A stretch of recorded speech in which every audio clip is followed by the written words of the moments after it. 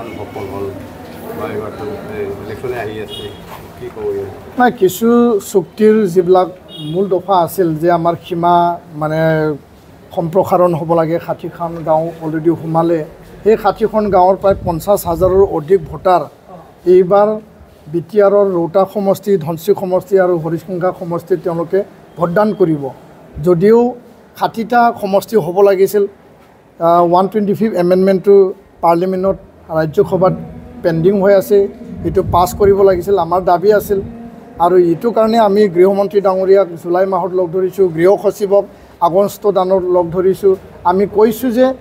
অতি সোনকালে এই যি বিল এইটো পাছ কৰিব লাগে মনচুন সেশ্যন উকলি গ'ল এতিয়া আহি আছে ডিচেম্বৰত উইণ্টাৰ সেশ্যন তাৰ আগে আগে নিখিল বড়ো ছাত্ৰ সন্থাই এই বিলটো যিকোনো বিনিময়ত পাছ কৰাৰ কাৰণে আমি দাবী জনাই পেলাই গণতান্ত্ৰিক আন্দোলন আমি মানে আৰম্ভ কৰিম বুলি আমি কেন্দ্ৰীয় চৰকাৰক আমি জনাই আহিছোঁ ইয়াত মানে কোনো বেয়া পোৱাৰ কথা নাই আমাৰ দাবী আমাৰ আৱেগ অনুভূতি আমি ৰাখিছোঁ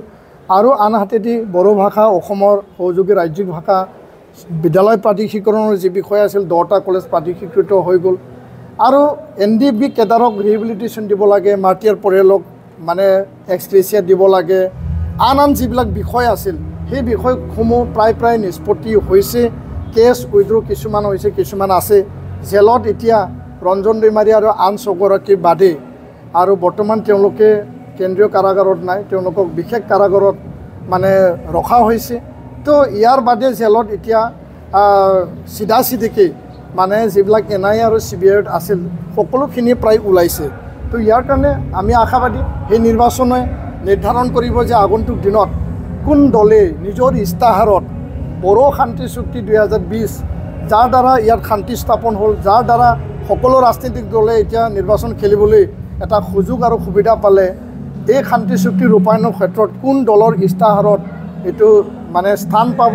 আৰু কোন দলে এই কমিটমেণ্টটো লৈ পেলাই আগবাঢ়িব তাৰ ওপৰত আমি বিবেচনা কৰিম তাৰ ওপৰত আমি এই ইলেকশ্যনটো নিৰ্ভৰ কৰিব ধন্যবাদ